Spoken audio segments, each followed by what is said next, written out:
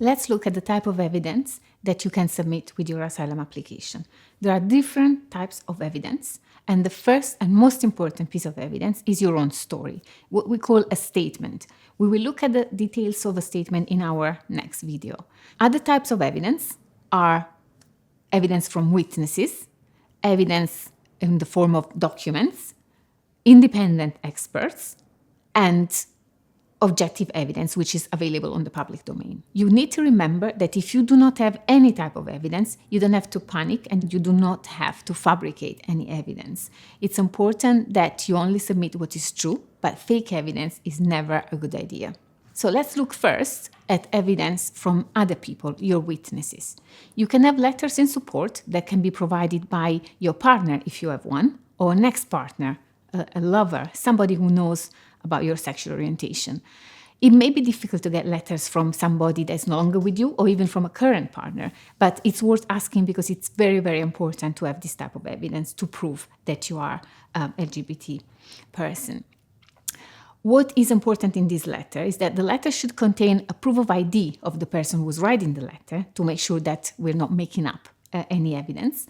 And it is also important that the letter describes how do you know each other, and give details of your relationship or past relationship. If you don't have any type of evidence, do not worry. It's not necessary to submit evidence with your asylum application. Other evidence can be from friends. So again, you can have letters of support from friends, people you hang out with, and they will know about your sexual orientation.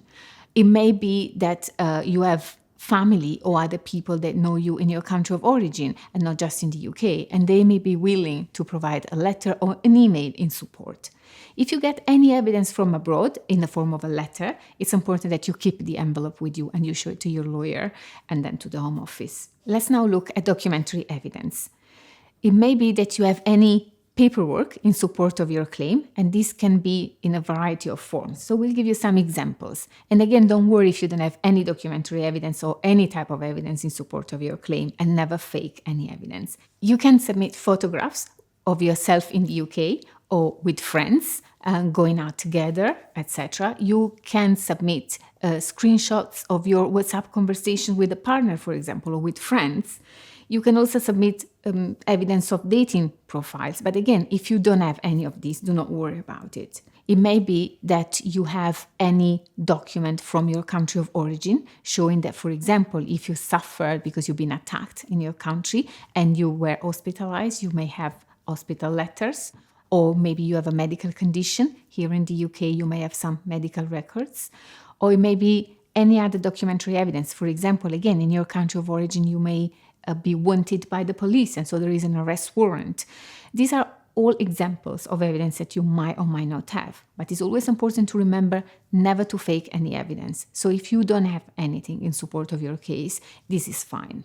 Any evidence which is not in English must be translated.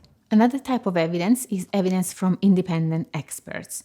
This is something that you will generally discuss with your lawyer, and independent experts are people that are able to support your case by providing independent evidence about specific circumstances.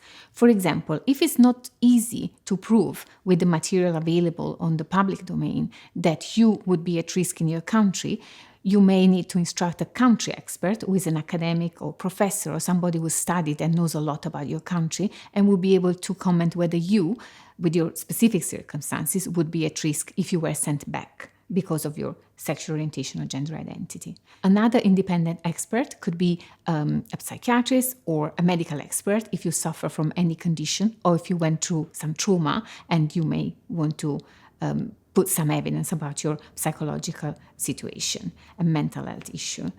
Another expert could be somebody that can verify if some documents that came from your country are genuine or not.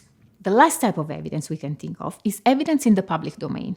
There will be a lot of objective reports about your country of origin that could prove that you may or may not be at risk because of your sexual orientation or gender identity. Do not assume that because something is in the public domain, the Home Office would know about it. It's up to you to provide this type of evidence. This evidence is usually available on the internet, but not everything has the same value. So you should select documents from reliable, objective sources sources like NGOs, for example, or other organizations that produce every year this type of reports about your country of origin. And this evidence can be added to your case to support the fact that what you are saying is true and you would be at risk on return.